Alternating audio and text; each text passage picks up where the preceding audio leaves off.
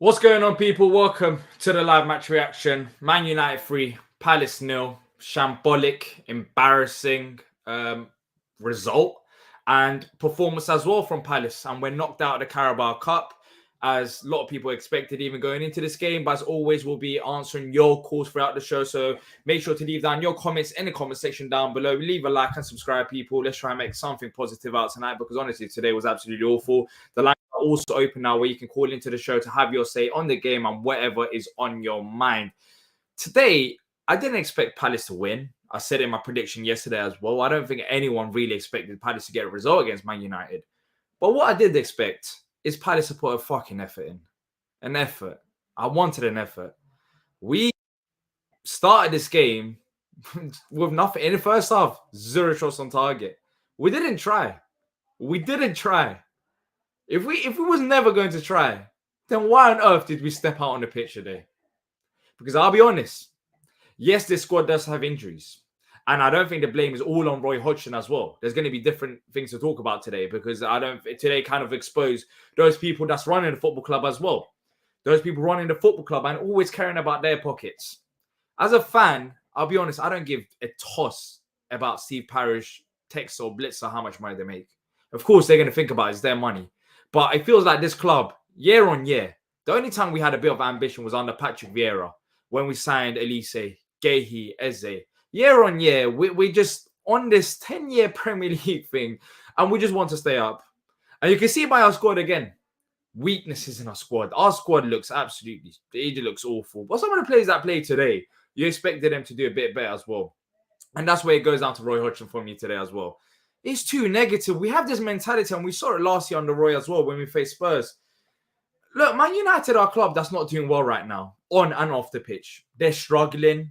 Their fans are, on the owner's case, as we heard many times today throughout the game as well. And you have to give credit to Man United, because they made it look easy, but we made it easier for them. And that's where I draw the line. We made it easier for them. A club that's in turmoil. Club that does have great players, but they have struggled so far this season. This was the perfect opportunity to get something out of this game against Man United. And it was embarrassing. I'm embarrassed as a Palace fan watching that. I'll be honest. I wouldn't even say our class as watching it, because I got bored so quickly. After it was 2-0, I mean, look at the halftime sub. Look, Raksaki didn't have a great game, but it's 2-0 down. We're bringing on Gehi for Raksaki. This is the type of approach that we have at this football club. Everything has to be safe. Instead of, we've already lost the game. We know that. We already lost the game. It's 2-0 down. But at least try. At least try. That's my whole point. Try and do something. And if you didn't want to try, then literally just play all the academy players. Today we just sat off. We just literally, I think there was a shot in the second half in the 70th minute, and that's why Mateta. But apart from that, what was our game plan going forward? I can tell our game plan defensively, but this is the issue I have with Roy as well, and I said it when he first got appointed. Look, I think we had fantastic injuries. One, injuries, they don't help the situation 100%. But two, defensively, you'll get that aspect right. And I'll be honest, in the last 2 games, I felt like watching back to when Roy Hodgson was at Palace the season before he left, and the times where I genuinely hated football, because it's so boring. It's so boring watching Palace play. As I said, I didn't expect Palace to win today, but I expected Palace to flip and try. It's so shit. Honestly, there's no other words of putting it across. It is awful. We're out of the Carabao Cup. What are we going to do in the league? And I'll be honest, we're going to approach a game like this against Man United on Saturday. So I don't expect the result to change any further. I mean, Eze came on the pitch today. Richards and Holding started. Mateta was up there. Ayew started the game. And when those players did come on, Mitchell looks absolutely knackered. Raksaki, yes, is probably not ready to start. But even then, 2-0 down, you're giving the player an opportunity. You sub him off once again. Doesn't play full 9 minutes. You sub him off for Mark Gay, a defender, when you're 2-0 down. Right back. Should I get even started on that? If I get started, I think this whole channel will shut down right now. Don't get me started on right back, because I've been calling for a right back for about flipping 3 years. I've said it time and time again.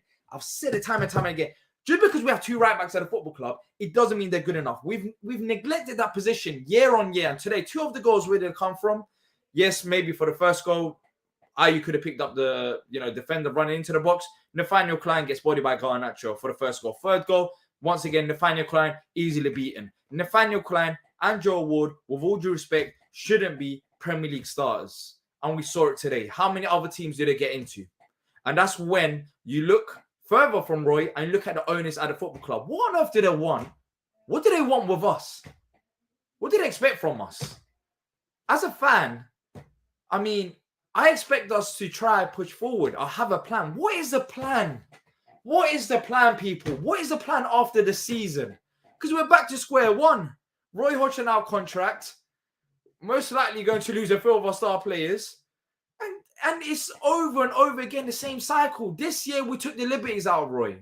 We didn't strengthen the position we need to. Dean Henderson starts the game, £20 million signing, and he didn't even survive 20 minutes.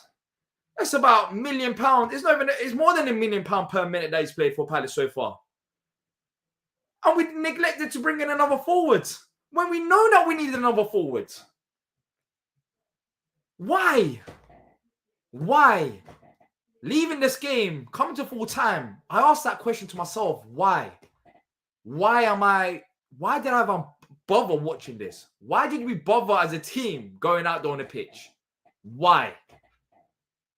Seriously, have a bit of ambition, man.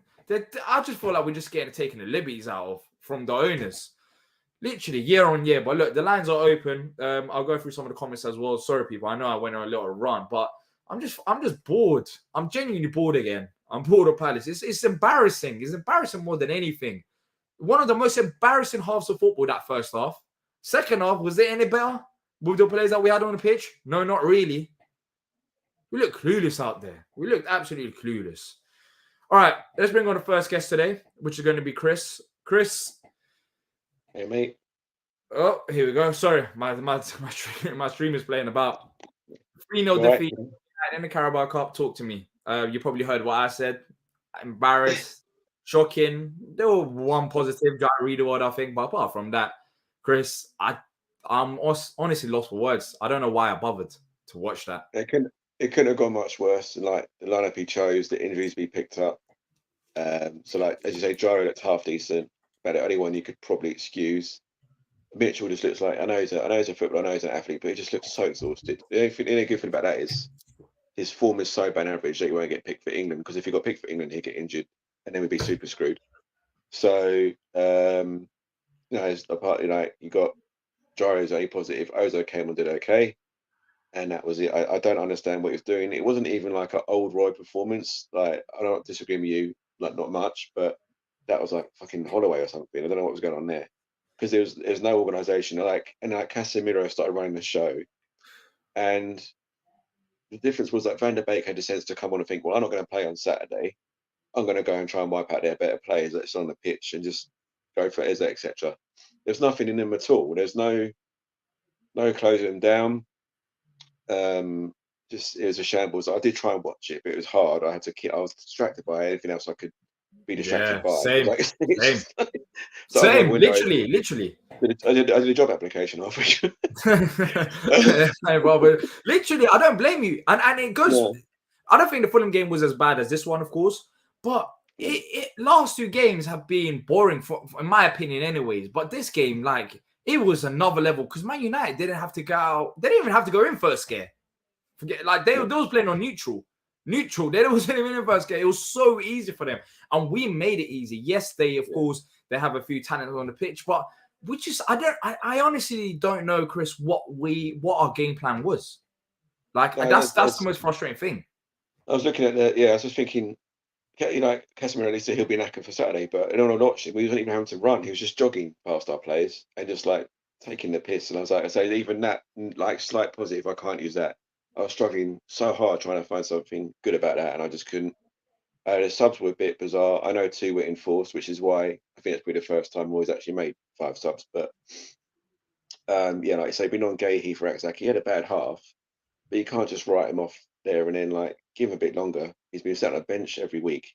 So that was a bit bizarre. Show him a bit of faith. And then Ayew Mateta just exhausted again. Just been on Alaomio is sorry, I don't know his surname too well, but a few other players that are on there that could just go on for it. At 2 or 3-0, the game is over. I don't want to see Mitchell get injured. At least I just had to take off the Decore, but he still put Gahey back on, who's sort of carrying on as it is. Just it was a horrible, horrible watch, and we've just done it again. Like the charity team, if it's someone completely useless like Rondon and never scores, or I don't know Chadhams or something like that, we let them score. And again, Chelsea 6 points last year. We just pumped Man United for the confidence. At least their fringe team just before we fucking play them. So they're going to be Got him like again. people like Evans, Maguire, like, oh wow, I can actually play football, and then they're going to go and embarrass us again on Saturday. I don't know how we can even make it competitive, given that was a pretty good team that we put out. Really, just like Yeah. what the back four was different. No, back three of the back four were different, and the keeper who came off anyway. Wayne says Raksaki should be on loan at a championship club. Today, I'll be honest, he's facing Amrabat, who's a very good player, physical as well. What do you think about the Raksaki situation? He started today. I don't know who really had a good game apart from Gyro, in all honesty. Got subbed off at halftime. What is it with Raksaki? Are we expecting too much from him too early? I think the thing is that we have so many sort of tight games in the league that are 0-0, 1-0. And he's sort of played Brin on when the game is dead, like he did with Ozo. When it's 2 or 3-0, it's decided, you bring him on. We don't have many games that are decided very early to earn him his minutes. But even if it is 0-0, even if it's that Fulham game, even if he costs us the game and we lose it 1-0, he's learned from it. He's got experience from it. And you can say to him in videos, whatever else, you can get all the scouts and the analysts and talk to him and say, this is what you've done wrong. And just give him chances. And if he's really not up to it, then just go to Championship. And if he's up to it, he'll benefit us. It'll be good. We need options, but it's just so frustrating for us to watch it at 90+1 when he comes on. Imagine what it's like for him to be sat on the bench the entire time, having played 90 minutes week in, week out last year. Yeah. I mean, he's developing fine until we decided to not really strengthen in forward areas and keep Raksaki, feels like, just to add up numbers. This way goes down to the board, and Colin has a point saying players look tired. In my opinion, they played a lot of football, and these same players we had last season. Board needs to stop leaving us in these situations. End of. I don't think this game against Man United really. I don't think it was this game. I think the Fulham game kind of exposed us, because you look at Fulham and the players that they're bringing off the bench, and then you look at our bench and you're thinking, wow, like the quality in both benches, like you can see that they have a squad and we don't. So in terms of today, I said as well, I don't think it's just Hodgson. I think those people at the board need to look at themselves as well, because I don't know what they really want to achieve with this club, because we're hearing comments about, before the season starts or end of last season, we're going to take this club forward. And honestly, there's been no indication that we're going forward. It seems like we're going back rather than forward. So I don't know what type of comment that was. So where do you stand with this as well in terms of squad depth? Roy, today, of course, Roy was a manager, but do you think he's got enough players to do the damage in the first place?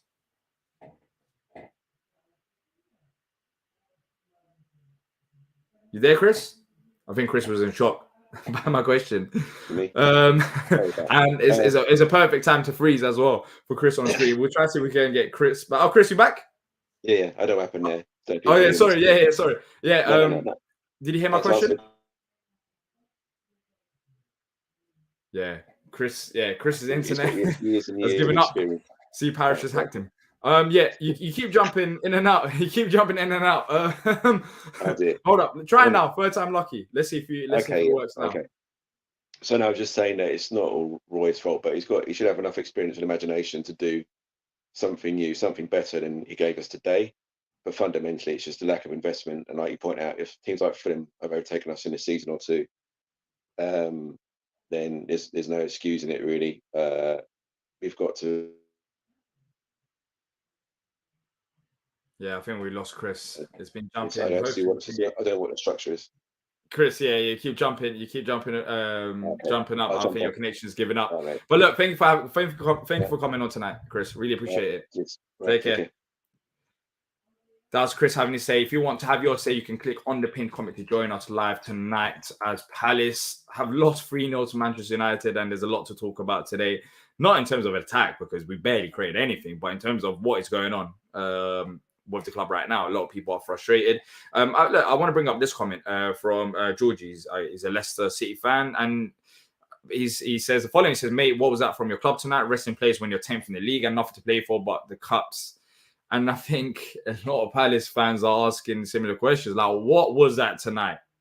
I think we could end the sentence there. What was that tonight from your club?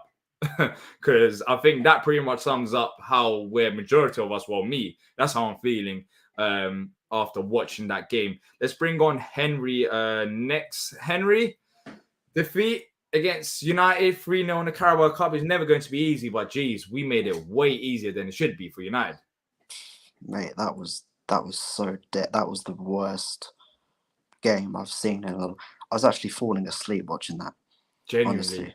Literally, I've never said that, but I don't remember saying that I felt bored or fell asleep in a Palace game in probably all my life. But tonight, Jesus Christ, I was literally just watching my screen thinking, boy, if I wasn't a Palace fan right now, I would have exited quicker after than 2-0, or even after even 0-0, you could argue. even There was nothing. There was nothing. 0-0. To be honest, first 20 minutes we did all right. I thought we played some decent stuff.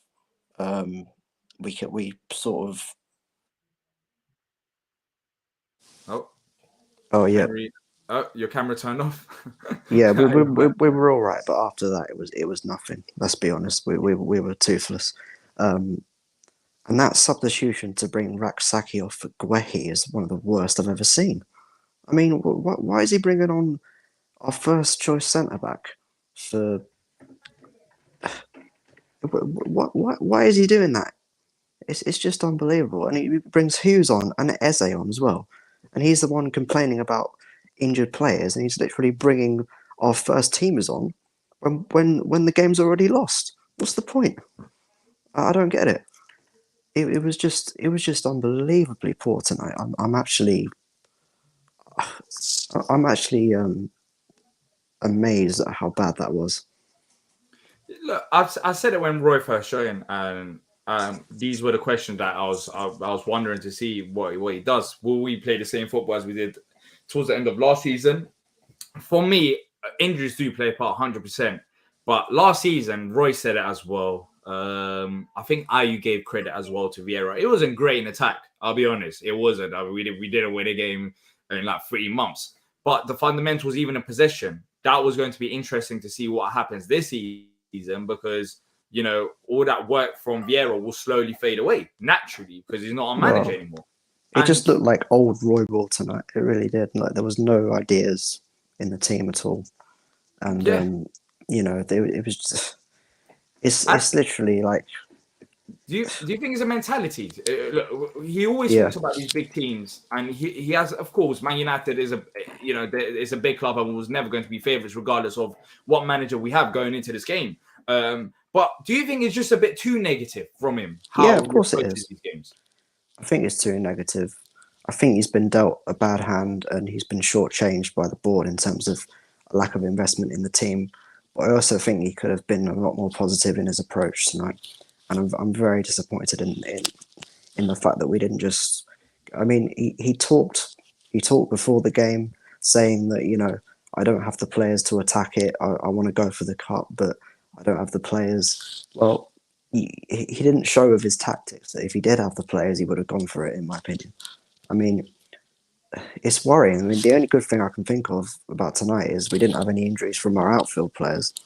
I mean, it's a very Palace thing that, you know, Gyro got injured, it seems like. Did he? Oh, yeah. That's why he got subbed off for Oza. I mean, I thought Gyro was our best player. Actually, I thought he was really good. Everyone else was rubbish. But, like, what about you know, players like Rob Holding? You made his debut for Palace. I wasn't impressed by Holding, to be honest. Like, first 20 minutes he was all right, but after that I was not impressed. It was just... I think Holding's a far better player than he showed tonight, to be honest with you. I think Klein massively struggled. Yeah. I think, you know...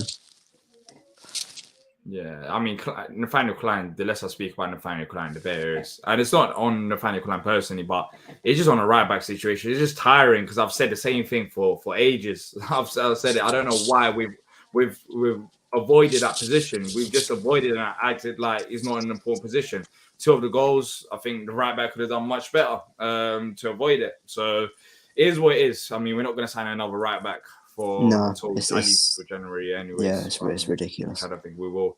But Dean Henderson made his debut out injured as well. Probably cost about more than £1 million. I think he played for like 80 minutes. So yeah, it cost more than £1 million per minute that he's played for us so far. Yeah. But it feels like everything's going against us, Henry. And ahead of the game against United again on Saturday, how are you feeling towards it already? Like, do you think maybe we'll some more first team players playing and maybe, losing 3-0 against Man United that could have the, Roy getting mad at the players and they could have a reaction against Man United on Saturday? Or am I just being... I hope so. I literally don't know, to be honest. I'm just going to hope for the best. I don't know. Like, I mean, at least we'll have a bit more. After seeing that today, if we play like that against Man United, and they had rotation as well, they had a few academy players playing today. So if they had a bit of rotated squad than we did, and they're going to still have better players come back, and if that's how we're going to approach the game, then it's not looking good. It's not looking good. It's just ridiculous. I mean, 10 years in the Prem, and we still can't attack a cup. It's just the same things that everyone's been saying. It's like what does the board what do they want from this club, and what do they expect us supporters to actually tolerate? It's beyond ridiculous now. It's beyond ridiculous. I've had enough of it, and I just hope we don't. I hope we don't lose too badly if we lose on Saturday. And I'm just glad I didn't go to Manchester, honestly. Yeah, shout out to the 400 people that went to the game. And honestly, the club should probably refund them based on that performance alone. There's only 400 of them as well. At least show a bit of ambition off the pitch. Shout out to them because I actually heard them on the TV singing and everything. Yeah, 400 as well. So, yeah, exactly. No, it's just unbelievable. Shout out to them as well. There's a quick question here, and then we'll get your thoughts on it. Zaha was the only player that truly had ambition to win against the odds, and we should have a plan for when he wasn't here. Do you think we've replaced Wilf? Not really. No, we haven't replaced. I mean, I think we expected Raksaki to do the job of Wilf tonight, but he was clearly overruled by the occasion. It was just a bit too much for him, wasn't it? But I think we'll be okay. We should be all right in terms of staying up. Hopefully, I think we have a system to play without Wilf, but I don't think you can replace Wilf. I think he's irreplaceable, really. Yeah. Look, Henry, thanks for coming on. Hopefully cheers, Saturday we could talk about a different performance at least, even if it's another poor result. I just want something different at least out of that game. So hopefully watch the side, but we're out of the cup. Yeah, it's unfortunate. It's very disappointing. Yeah, it is. All right then, Henry. Have a good night. Take care. Take care. That was Henry having to say. If you want to call into the show, make sure to click on the pinned comment. I'll be going through some of the comments as well. Tonight, I don't want to go in for too long because there's not much to talk about other than me just being pissed off about lots of different things. But there's some great comments, so we'll just go through the show as it is. Let's bring on O next as well. Oh, how you doing? You there? Fantastic. Not happy. Fantastic. We're not happy about today's game. Yeah. So 3-0 defeat. Where do you think it went wrong for Palace today? When didn't it go right? Like too much. I can't form words about what went wrong. Do you think it was like the squad selection? Is it the tactics? What do you think it was?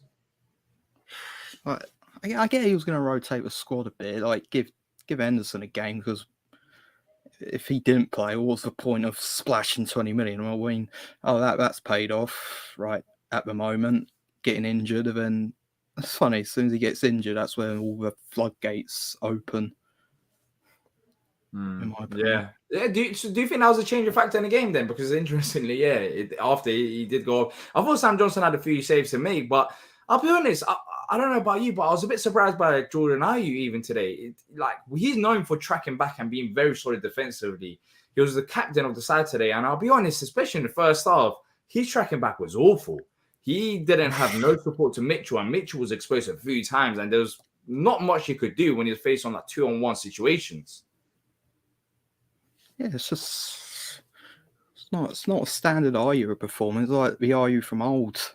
From when was Ayew not that great? 2000 when he first came in on loan. Yeah. He just weren't that great. So what was good today? Gyro? Well, nothing was great. Gyro was decent. That's all I can say. That's all. Honestly, there's only that. There's genuinely only that, and that's the worrying thing as well, because Man United had a rotated squad, and I don't know about you, but I expected a bit more from Palace. Like, I didn't expect us to win, no way. But it was awful. It was awful to watch. Like, I felt tight. Like, against Fulham, maybe I need to go get a blood test and check my vitamin levels. But I felt tired watching the Fulham game. Coming out of it, I felt sleepy. After watching that game, I wouldn't even class as watching. I feel it's like a bedtime story watching Palace. It should put me to sleep watching it. Maybe it's this chair, but at Fulham I didn't have this chair. I was standing up watching for 9 minutes. It feels so boring. Do you think it's just the injuries? Once we have these players back, do you think that's when we'll see what we saw from Roy last year in terms of the attacking football? Or do you think he's just going to approach it like this now? Well, I generally hope it's waiting for Elise and France to come back. I didn't see the Fulham game. I was watching a different game, like, because I help out at a club, and that they drew 1-1, ending there. Ironically, they were on a losing run, and they ended that. I didn't watch that. I heard it was terrible, and but social media was having a field day with it, with the whole board out. I don't know if I want to get in my thoughts about that, because I'm getting a bit fed up with them. Be honest. Fed up with what exactly? I just want to see this club move forward. Like, you don't go on a microphone and say we're going to take this club to the next level. I don't know if that was taken out of context, but if you say that, you got to follow up on it. Don't just do nothing and splash 20 million on a goalkeeper who, ironically, just pulls injured. And then I get spending money. I get buying holding for that much, because who wouldn't do that? A club like us wouldn't do that. But it's just, I just want to see us progressing forward. Like, we're not doing that right now. United will never get an easier game like that. Like, every club has had a go at them, and most of the time they've got something against them by having a go against them. Wolves almost got a point against them. They probably should have. Burnley played miles better than we did against them. I feel what we're going to do against Saturday. Well, at least Saturday we'll have a better team against them. Yeah, I know. I understand the frustration 100%, because that's what I was thinking as well. This was like the best time to face United, especially with the problems that they've had, and we probably the easiest game that they've had. I'm looking at United fans' reactions on social media. They think that all of a sudden now they're cooking and everything's fine at United. But I think we made it easier than it should be, and I don't know. They'll probably get confidence boost from it, but we're just giving hope to teams that are hopeless right now. That's the most annoying thing. It's us. Why is it always us? I don't think it's down to our negative tactics, but just quickly, for the United game on Saturday, what are you expecting different? Tactics, of course, the players will change. Tactics. I just want us to have a go at them. Is it me, or every first half we're just like, us as a team, we're praying to get to half time, because that's when we actually do something. We haven't scored a single goal in the first half yet this whole season. Yeah. And Jim actually has a question. He says, poor first half against Brentford, Plymouth, Wolves, Fulham, and dreadful today. Why can't we start on the front foot? Where is the desire and intensity? Do you think is we do it on purpose? Do you think it's tactics to start like that and try to get into the game? Or what is it then? Why? I'll be honest, even today in the second half, maybe I was unlocked into the game. I'm not even going to lie and act like I was like watching it in depth. I wasn't. I got, when I saw Gay coming off for Raksaki, I mean, I was watching the game, but half-heartedly. second half wasn't that much better than the first half, in my opinion, anyways. What do you think it is, this first half, lack of goals, creativity? Is it Roy or is it the players? It could be Roy, but I promised to myself when Roy got appointed, I was never going to bash him, never say anything negative to him, because it's not going to be his fault. None of this will be his fault. I mean, in my opinion, the season ended as soon as the transfer window ended, because we needed a striker, we needed a right back, got neither of them. Like, Sinistera, why didn't we go for him? I heard we were going for him and Hugo Ekitike at the same time, but we decided to go fully on Hugo Ekitike when that was highly unlikely of happening. And look how that paid off. Yeah. I can't disagree with you. We left the last minute. We didn't get the attacker. And when Dean Henderson joined the club, as I said, it's nothing personal against Henderson. It's just that money, £20 million, did we have to spend on a backup goalkeeper? And there should be questions, I think, on, as much as I've rated Dougie Freedman and those running the football club because of recruitment. There's been questions in the past anyways, like 1 or 2 questions, but we've made some very good transfer signings. But there's a bit of, questions about replacements and prioritizing positions that we need, because we keep, and is bugging me to bits, we keep ignoring that right back position year on year, for example. And on top of that, we haven't even strengthened forward enough this summer. And we spent our money on the goalkeeper where we could have spent on another attacker. I just don't get it. But look, is there anything else I want to say? About getting a goalkeeper, do you blame Gaeta for that? Because if he didn't leave or force the exit, do we splash that £20 million elsewhere? Yeah, I don't know. Even potentially, but these are questions of ifs and buts. What ifs? It's frustrating. It's frustrating. It's very painful. Yeah. Hopefully we'll catch up with you again soon. But yeah, today was absolutely awful. But thanks for calling in. Yep. Cheers. Take care. See you later. Bye. That was all having to say. If you want to call in, you can click on the pinned comment to join us live tonight to have your say on that defeat against United 3-0, and send in your questions and comments. There's been some great comments and questions as well from both sides. Some people are not as bothered about it, but let's go through some of the questions because and statements as well. So Wayne says yes, he's surely gone in summer along with Olise and Eze. I think this is a question of Preston saying, do you think Gahey will demand a transfer soon? I was thinking that as well while I was watching. I was thinking and United fans were saying that as well. Not United fans, other neutrals, because it was on Sky Sports, a lot of people watching, and people were saying free Eze, basically. And I'll be honest, next summer we're back to square one. It's not going to be Roy. We're going to have a different manager. And I don't know if they will demand a transfer soon, but for a player like Gahey, Eze, Olise, with your talents, I'm surprised Olise is signing you though. With your talents, you'd think that you could potentially join a club that suits your talents a bit better in terms of, the type of football that you want to play. So far, Eze was, when he came on, it was fantastic, running through players. Well, not fantastic, but he had 1 or 2 moments, which was very good, going past players. But a player like him, we just rely on him too much. And if it ain't Eze, we have Jeffrey Schlupp as our number 10. And that's when you look at the recruitment. Like, how on earth is Schlupp our backup option number 10?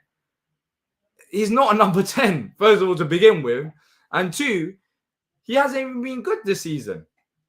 And we're playing Schlupp as a 10.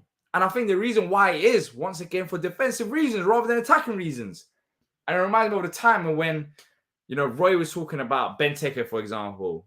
Or there's questions about, I can't remember exactly what it was. I don't know if Roy made a comment about Benteke not being as defensive or something.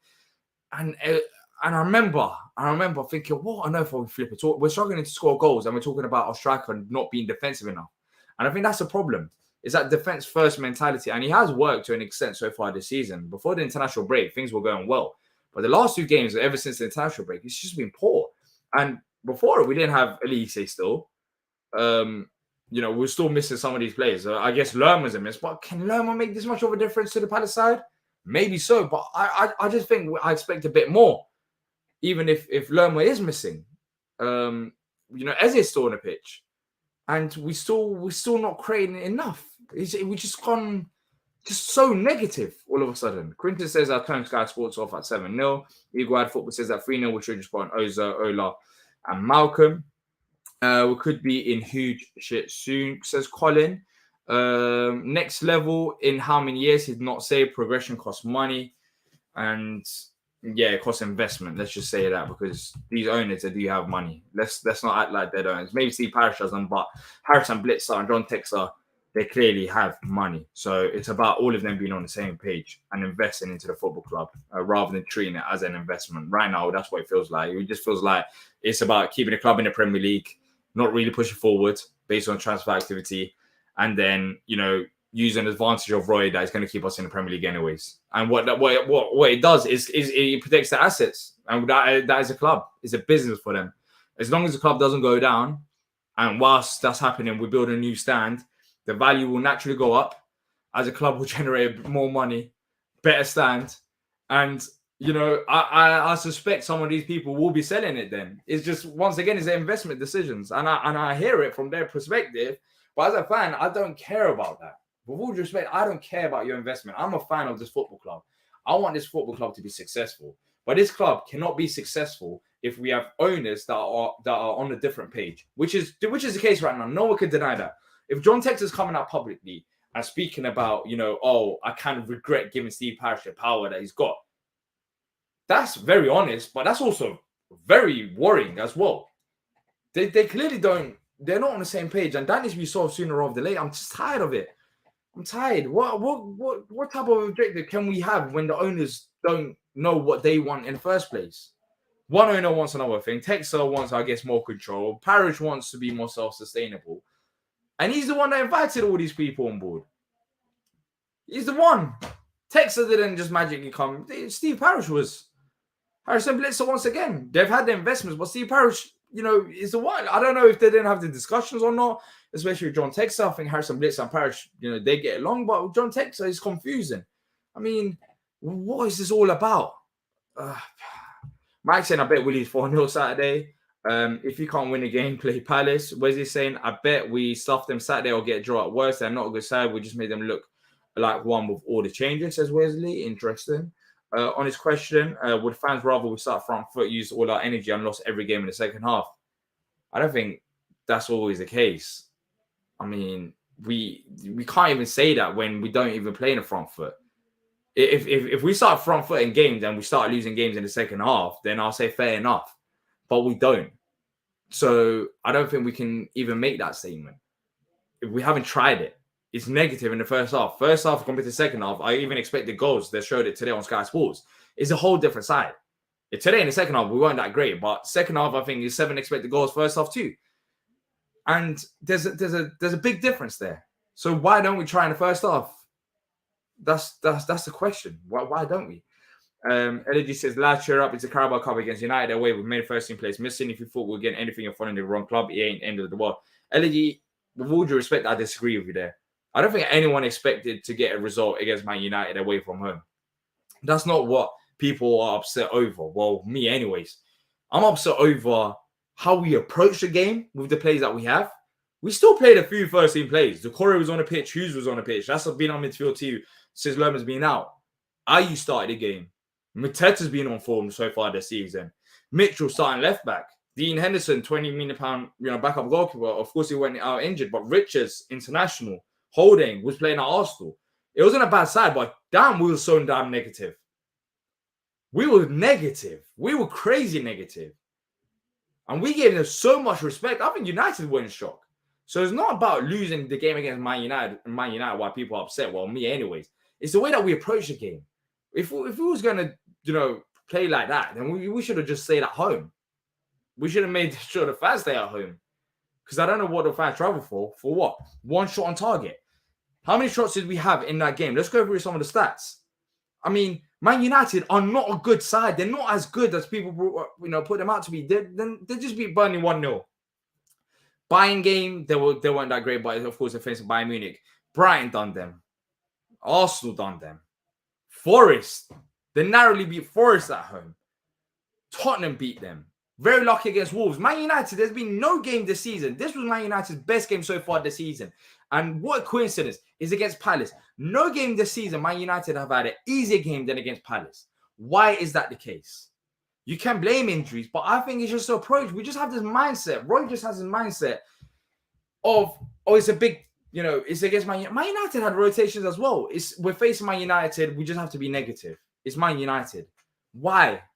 Yes, it's Man United, but it's Man United on and off the pitch with a lot of problems. This was the perfect opportunity to take the game to Man United, or at least try. We were so easy to play against. Even when Eze came on the pitch, even when Gay was on the pitch, Mitchell, Decore, these players were all when they were on the pitch, it was still so easy. So I'm sorry, we can't have this narrative that it's only Man United. We should have done better with the players that we got on the pitch. Not expecting a win, but something better than the following stats, which is, 4 shots, 2 on target in 90 minutes. In the first half, 0 shots, 0 on target. Then shots came in the second half when the game was pretty much done and dusted. 70% possession for Man United. That's not a surprise, but 0 corner kicks. Just barely anything. Barely anything. Accurate passes, 80%. Long balls, 44%. 0 successful crosses. It was just awful. And I'm sorry, I'm not using the excuse that we faced Man United in this game. We could have approached the game differently. And yeah, that's how I stay with it. Roy always has played conservatively in the first half. Sometimes that pays off good second half. Second half, sometimes it doesn't come off. It's just that you don't want to take risks. That's what it is. I don't think we need to keep as much as a striker. 100% agree as well. We have JP, enough said, and that's the thing. If JP goes out injured, then we don't have another forward. Bollock saying great point. Jeff shouldn't be a backup 10 for anyone, even Wickham as well. Bad injuries, yes, there are bad injuries, but some of the players that I listed, they have been playing first team football. Okay, let's ignore the first half, second half. Gay came on the pitch, Mitchell was on the pitch, Eze, Decore for a bit. I know there was subs and Decore came off, but these players were still on the pitch for a decent amount of time. And with these first team players, I think tactically we were lost. We gave them so much respect. And we looked like a championship side today. Honestly, we did. Compared to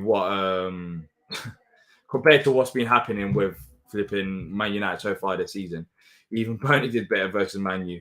Come on, bro. You were saying in the preview that United are there for the taking. I'm not happy with Paul, but the reaction feels a bit dramatic to me. I get what you're saying still. Yeah, United were there. United, as I'm saying right now, they're not that great. I predicted a 1-0. Maybe we go penalties, or I think it was going to be a hard game because you're facing Man United. But damn, I did not expect it to be this bad.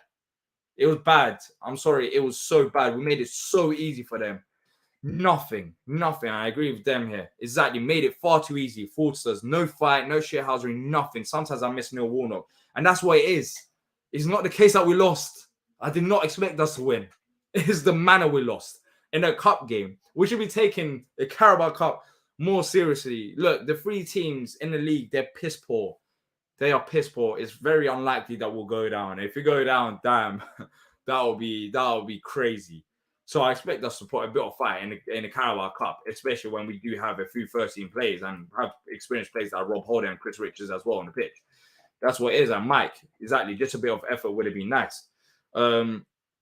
And yeah, Ten Hag broke down the 4-4-2 by switching the play. That's what led to the goals. Exactly. It didn't even take them too much effort. It was so easy to break down our side. And you have to give credit to Man United for that. But they had a lot of rotated players as well. They had a few youngsters. And they made some of these experienced players look like boys. The youngsters look like men for Man United. And our experienced players look like boys. That's what was embarrassing. That first half was an embarrassing half of football. Regardless of who the opponent is. Nothing will happen till fans express their unhappiness at games in the right way, peacefully, not loud. So quickly, I'm gonna actually put out a poll for this, and I want to see what the majority of people say, because there's been a lot of talk about Steve Parish once again, not just Steve Parish, just the owners in general. And I'm gonna ask a question as well. Let me know in chat before we wrap up. Because it's been a talking point, of course, with the lack of depth options that you can argue as well. If you're enjoying the stream, make sure to smash the like button, people. Let's try to get 100 likes as well. Thank you for every single one of you that's tuned in as well and been calling in tonight. Let's ask the question of, would you like a change in owners? Or let's ask the question of, are you happy with the owners right now, Paddy? So I'm going to end this poll. I'm going to ask that poll and vote for it. And we'll see in the next 10 minutes or so how the poll ends, because I'm genuinely curious. A lot of fans were upset after the Fulham game, which surprised me because, I mean, some of the problems were there before the Fulham game. So lately, there's been a lot of, especially on social media. So I'm curious to see if you lot think the same as well. But are you happy with the owners at Palace? And it's going to be a simple yes or no. Are you happy with the owners at Palace? And we'll go through some of the comments with it as well. The poll is out, so make sure to vote. Where's he saying? I remember we lost 9-0 to Liverpool in the league and they beat them 4-3 in the FA Cup semi-final. Hopefully, you see a similar result with Palace as well. Luke saying it's getting boring. I agree as well with that. It does feel boring watching Palace. Quincy saying blame is with the manager for giving the team duff instructions and then the players for following duff orders. Exactly. Because honestly, we look clueless out there tactically. Elegy said none of us were expecting a cup run when the window closed, which is why I'm confused about the reaction. We were bad, yes. Even if we won, we don't have the squad to continue the cup. But yeah, I know. Even if we won, we could have made that argument. But it's not about even winning and losing. Elegy. That's what I'm saying. It's about the performance. It's about the negativity. It's so flipping negative how we approach the game today. It was so bad watching Palace play. Was he not bored watching it? Maybe I watched a different game, but it was boring. It was boring watching that game play. Always been a cheap Palace team. Barry saying I want Parish out in terms of owners. So Barry wants Parish out. The poll is out there. So if you are happy or not with the owners, we'll see so far what the poll is going like. In just a second. Mohammed say, let's look forward to Saturday. I think we should be wasted with Anderson coming back, losing 8-2. But we do need to be careful what we wish for potential ownership, says Elio. And optimistic. Also, Quinton, Man United are not good. I don't care about this club. I want something Saturday. Crystal cheap on loan, free transfers Palace. Bollock saying they have so many windows to get it right. Mitch saying it's a tricky question. The ownership structure is never ending source of problems, but I'm not sure if there's an easy fix that won't make things worse as well. We can't defend corners, says Ryan. Yeah, corners were absolutely awful today. We need to make sure we get that sorted before Saturday, which we haven't got long left. Luke saying ownership talk is boring. What happens if Parish walks somewhere and we get some random owner coming in? I won't know a single clue of the club's history, I guess you tried to say there. Barry saying I turned off at halftime as boring rather than watch BBC News. Preston saying would you rather have Bowley as the owner? Bowley is not going to join, but I guess the question you're asking is would you rather have an owner like Bowley? Let's move away from what has been going on with Chelsea in terms of what they spent and transfer fee. I think they tried to do something different. I don't know why they didn't get more experienced players. He's been really bad for them ever since he's joined in terms of transfer market. But Bowley, another negative for Bowley is how he's approached it in terms of what he's done with the fans off the pitch. I think ticket prices have gone up for Chelsea. They've stopped subsidizing away travel as well for fans. So that's been a problem as well. So I wouldn't want an owner like Bowley, but I think for us to progress, I think we need an owner. And this is the harsh reality of the Premier League, unless you are... Then again, even Brighton, to be fair, they might not have a billionaire owner, but their owner spent, given a good amount of money on loan to the club, which of course has been reinvested. They've had a plan, and I'll be honest, it's probably paying off for him. So that money is not a problem. But we need an owner that's willing to put money into the football club. I think that's what we need. First, even before that, we need owners or an owner. Preferably, I would want one owner that is wealthy, that has money to spend, because the Premier League is now a different ballgame. It's whoever it's billionaires, wasting money. Basically, that's what it is. So I'd like to have one owner that that wants to take on a challenge and try to take us forward in terms of spending money, and rather than one good window in 10 years. I would like us to be consistent in the transfer window as well. So that's the type of owner I want. and an owner or owners that's on the same page. But I'll go through some of the responses on the poll as well so far, and go through some of your comments as well in just a second. If you're enjoying it, smash the like button, people. Thank you so much, every single one of you who has already done it so far. Let's try to get as many likes as possible. Let me go through some of the comments whilst it's loading up as well. Summer transfer window looks even worse. Parish puts his foot in his mouth time and time again. We made shit Man U side look world class. Awful day for Palace. Anyone got a link to Roy's press match conference? I'll try to read out some of the quotes. I'll try to find out some of the quotes. So far, in terms of are you happy with the owners? 75% has said no. I know it's not a massive sample size, but I don't know whether it's this game, but 75 or 76 now has said no. Make sure to vote on the poll whether you are happy or not with the Palace owners. Luke saying it's all about being smart with transfer business. Yes. Wayne saying Brighton, Brentford, Bournemouth ownership are all good. Exactly. Now Bournemouth are in the game as well. We'll see what happens with Bournemouth in a few years, but I'm pretty sure they're going to be expanding the stand. It's still early days, but they tried to, they took a bold risk. For example, getting rid of Gary O'Neill, which seemed like he's going to work out because Gary O'Neill, even at Wolves, he's struggling, and bringing a manager that is, that is known for playing a bit more progressive football, signed, good amount of plays as well. And that's it. If teams like Bournemouth are now entering the game and willing to, take risks like that as well, you just think about Palace. What are we going to do in a few years' time? Mitch saying, yes, I'd love to have a brilliant owner that sends us up the table, but an ownership can change, also go badly wrong. So that's a question, Mitch. If you think the risk is bigger in terms of changing owners, then I guess you don't want to change owners. Then, it'll be nice to see you vote on the poll and say, yes, actually, you are happy with the owners. But yeah, look, they can go both ways with owners. 100% it could go both ways. But we've been in the Premier League for 10 years, people. What do we actually expect? What do we expect after 10 years? What is the expectation of Palace? We finished once in the top 10 in 10 years. We've had a few decent FA Cup runs, but it's just the same old, it feels like. From when Vieira first joined, that was a perfect opportunity for Palace to push on. With the business that we've done, we brought in some fantastic plays. But it feels like we're taking step backs once again. We're slowly reverting back to the old days. And that's the thing. I respect Steve Parish a lot for what he's done to the football club. I think he's been fantastic in terms of keeping the football club up.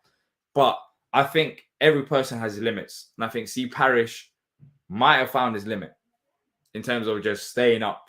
And that's very good for certain football clubs. And a lot of football clubs and Premier League clubs will take Steve Parish as a chairman. But it's like, what do you want after 10 years? Just staying up, for me, without sounding too spoiled, it's not enough. I want to see a bit more than just staying up. 10 years is a long time. A long time just to stay up. That's how I see it. Let's bring on Tim, who's actually called into the show as well. Tim, as we're talking about owners, perfect time for you to call in. But before we're talking about the ownership structure, did you watch the game? Well, I didn't get that here in the States. I listened to it on TalkSport before work. 3-0 defeat against United. I was on the radio. What do you make of it? Well, I mean, Andy Townsend was just having a go at us the whole game, like we were dead, just not no effort. I mean, so he was really giving it to Palace in his commentary, and it sounds like he was justified. I mean, it was brutal to listen to, man. It was terrible. It was terrible to watch. I'm happy for your sake that you didn't get to watch it and you just listened to it. Because honestly, Tim, there was. I'm not even trying to be reactionary. Genuinely, yeah, I get it. It was a very bad performance, and some people are saying that it wasn't that bad. We're facing Man United, but for me, I think it was shocking. It was shocking from Palace. I don't think we should be complacent and happy about losing 3-0 to Man United. I do think the squad is hamstrung, but I think you gotta have a go. You gotta have a go, and it's different. I guess this is the thing. I'll watch the highlights, but there's a huge difference between. Like, we lost 3-1 to Villa, but we had a go at Villa. I mean, we gave up 3 goals, but we had a go at Villa. Yeah. If you lose 3-0 and you give a go, then that is, I mean, I won't like it, but I can live with it. And that's a huge difference, right? The one positive I'll say out of it, I mean, I'm not sure what it was like listening on the TV feed on Sky D, but on the TalkSport feed, you could hear our fans.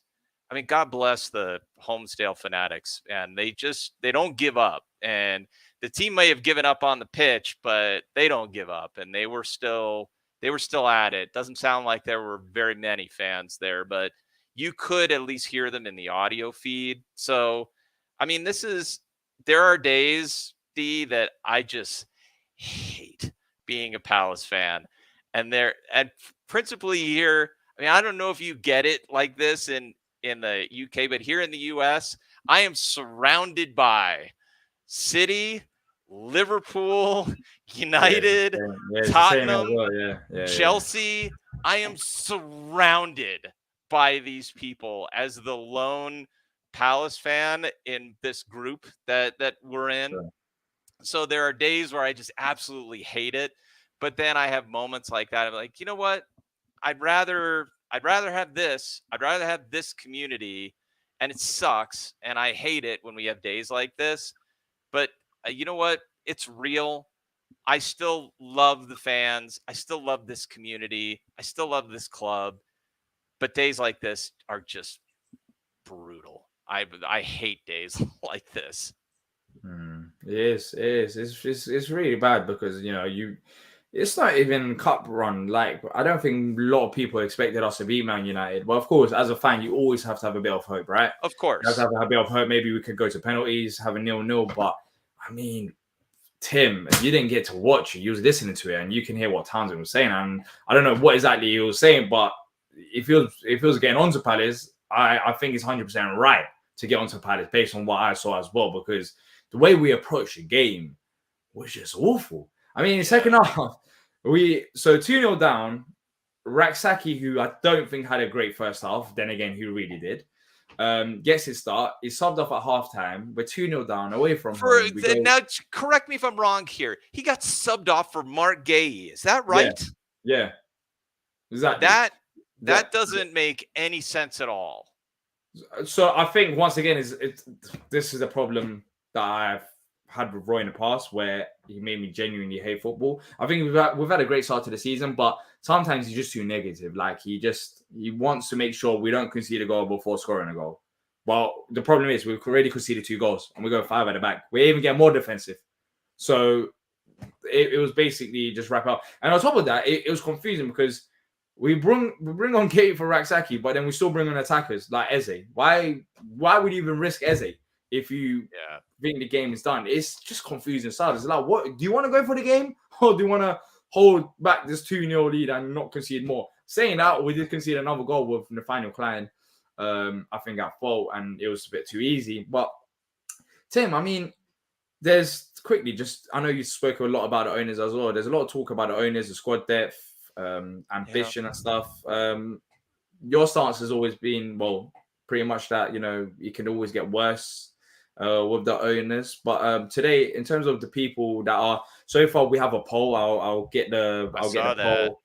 Yeah, I'll see what the latest is in terms of how people are feeling towards the owners after this game. Of course, when you defeat and squad depth, people will get more emotional, I guess. But there's been, over the past, wait, is the poll gone? I didn't remove the poll. Where's the poll? I didn't remove the poll. I don't think. Yeah, I know you didn't remove the poll. Went off to where did the poll go? The poll went. But it was like 75% that are not happy with the owners. Yeah, so they're not happy with the owners. What would you say with the ownership problems at Palace, or if not problems? I don't know how you see it exactly. But well, I mean, I guess I'm coming at this different as a fan, let me come at it from 2 ways. Let's start with the fan perspective. So from the fan perspective, I obviously want more. We all want more. And it's frustrating that we are having a tough time bringing in the players that I know that we would like to bring in. And some of that does appear to be at least partially due to the ownership structure. We don't know that for sure, but it appears to be that part of the ownership structure itself around decision making seems to be part of the issue there. So squad depth is an issue. We didn't get enough during the summer, and so there is that. So from the fans' perspective, that is frustrating. The other piece of the fans' perspective is there is no model that I am aware of other than, you get talent and you sell it on for huge fees. You get a sugar daddy like Chelsea. Like Brighton can't be Brighton unless if Chelsea is not stupid. Let's be clear about that. I mean, we can give Brighton credit, but we can also say if they don't have an idiot on the other side of the buying decision, they aren't who they are. But they do. They found the sucker, and full credit to them. Find an idiot then. What's that? Why can't we find an idiot? Well, because I think for us, if we sell all of our talent the way we have it, because the thing that we have not done to give them all the credit they do actually deserve, and it hurts me to do so, but to be fair to them, they have done a very good job. And the thing that we have not done is identified the replacements so that we can sell. We're still building. I think that's where we're still building that. We're still building that. But are we? Tim? Yeah, I think so. No, Let's say we sold Eze right now, Tim. Let's say we sold Eze right now. Who's the replacement for Eze? If Brighton sold a player, they've got replacement, and Brighton. No, I don't think we have it yet. Don't get me wrong, D. I don't think we have it yet. We don't have it yet. But I do think the right way to get it is to build it up through the academy, make small buys, grow those players, get them where we can. The thing that everybody wants right now, which you don't know what you're asking for. This is the financial piece. And this is the only time on this show that I will ever make a plug for my work. So here in the United States, when I do work, I sometimes do interviews around financial topics because I'm an analyst, and sometimes I talk with people and they write books and stuff like that. So I'm hoping, fingers crossed, that I get to talk with Kieran Maguire and Kevin Day for their upcoming book on, I forget the name of the title of the book, but it's from the guys who do the Price of Football podcast. Yeah. And if you've never listened to the Price of Football and you ever have doubts about our ownership, I implore you, listen to the Price of Football and how bad it can get. You do not, under any circumstances, by the love of God, we never want to be Everton, ever. The people that they are bringing into their club, I'm telling you, there is a good chance that they are going to utterly destroy that. But then can't it also get better as well, Tim? I get that it can always get worse, but it's looking at the glass. You have no idea what you're saying when it comes to Everton here, dude. It is not going to get better. I know Everton's not going to get better, but for example, when you look at if we move the actual aspect, the Saudi, there's a lot to talk about Saudi. But for example, Newcastle got better with the owners as well. It can get better. It can get worse. It can get better, but it is very, very rare. It is very rare. It sounds great. If we here is the thing that I hear the most often. If we would just let Texter be Texter. And I mean, you may be right. You might be right, friend. You might be right. But here's what I know. John Texter doesn't have all of the money that you think he has. I said that from day one. I don't know where he's got this money, because he's the way he's raising the funds. As you said, he's trying to open up a company. It's a SPAC. It's a SPAC. He's trying. No, he doesn't. He doesn't. But there's no problem with him. So he doesn't have the money. I said this from day one. I don't think he has money. He has ambitions, but I don't think he has money. Parish, He might He have doesn't the have the money ambitions, either. or he wants to run the club self-sustainable, but he doesn't have the money as No, well. he doesn't have the money Harris either. and Blitzer No. have the money, but I think they see Club Palace as like an investment. They've clearly wanted out before because you've seen it with even the likes of Chelsea, Man United. They've been linked with all the other big clubs. So what my point is, instead of pointing fingers at individual owners and saying, yes, I want Texter, or I want Harrison Blitzer, or I want Steve Parish, what I think needs to happen is a reset. Why? Because yes, it could get worse and it could get better. But one thing that is clear right now is the owners that we have right now are not on the same page. And that's not healthy in the first place. They're not. It does look. John It does Textor, look I don't like. think John Textor and Steve Parish are on the same page. You don't have John Textor coming out publicly and saying, I regret giving Steve Parish the power that he has if he's on the same page. They're not on the same page. So instead of talking about one or two individuals, I just want to reset. I want to reset because I just see them looking at Palace as an investment, which I understand they spent, good money towards Palace. But as a fan, I don't want owners to see us as investments. There's nothing that indicates that Texter, Harris Blitzer, or Parish is willing to go over and beyond. Harris and Blitzer have the money, by the way. They do. I know that for sure. Like Harris and I Blitzer, know they they're do. billionaires. Yeah, they do. have the money.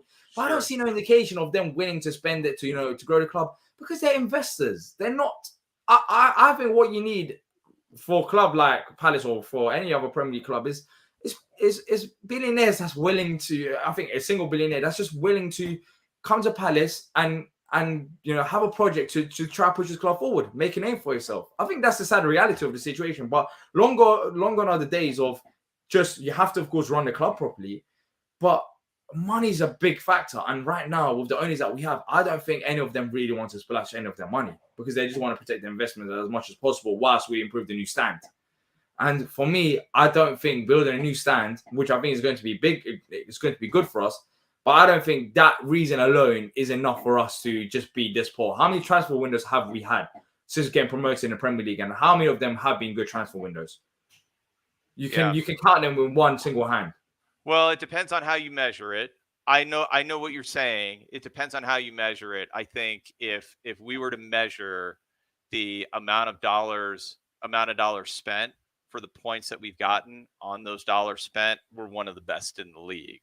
The problem is, and you could make this argument the other way, which you just said, D, is in a market where money is what gets you quality, and we do not spend that where we get quality right out the gate. So we are in a weird position where we are not yet where at the moment our academy is not bringing out talent that like the City Academy, where you can sell, for example, Cole Palmer to Chelsea for like £40 million. Like that's not happening yet. So there's a lot of work that still has to be done. We are going to have to keep buying strategically and growing players, but I think we're doing it exactly the right way, because if you do have, so let's say you have a billionaire who is going to come in, be the sole owner, and splash the cash and not care about balancing the books. You introduce a whole new set of risks that can really torch Palace very quickly. Because the one thing you can't do is if you come in and you're splashing the cash and you do it in the first season, then you have now really put yourself behind the sticks on FFP. You better start making profit, because if you don't, then you're screwed. Now you have actually screwed yourself on your next set of transfer windows. And you can't do that. That's just not the way the rules work. So it's just, this is why Newcastle. But there are ways around it, though. We saw it with Chelsea. Well, that loophole is being closed. But there are loopholes. But there might be another loophole. I don't think, like, for example, we didn't know that there was that loophole. There might be other loopholes as well. For me, would you ever? Let me ask you give me an honest answer. Would you ever, under any circumstances, knowing the players that Palace have signed in the past and when we've got burned, would you sign anyone, even Michael Elise? Say it's Michael Elise. Would you sign him to an 8-year contract? if we meant, so in terms of what context, so can we bring in other players as well? Does that mean we can have Of course you Elise? could. Of course you could. But So- you sign so, him to yeah, an why- A. You Why not? Why wouldn't you? Why? There's a really big reason why you wouldn't do that, because at some point, once he's locked into that contract and it's an 8-year contract, he doesn't have to go anywhere. He doesn't have to go anywhere. And But now we don't want Elise to go anywhere anyways. So that would be fantastic for us. But you don't know that. That's an 8-year deal, dude. That's an 8-year deal. And like, if 4 years in, he has now done his ACL for the second time and his career is effectively over, we don't get rid But you of can say that. that for a 5-year deal as well.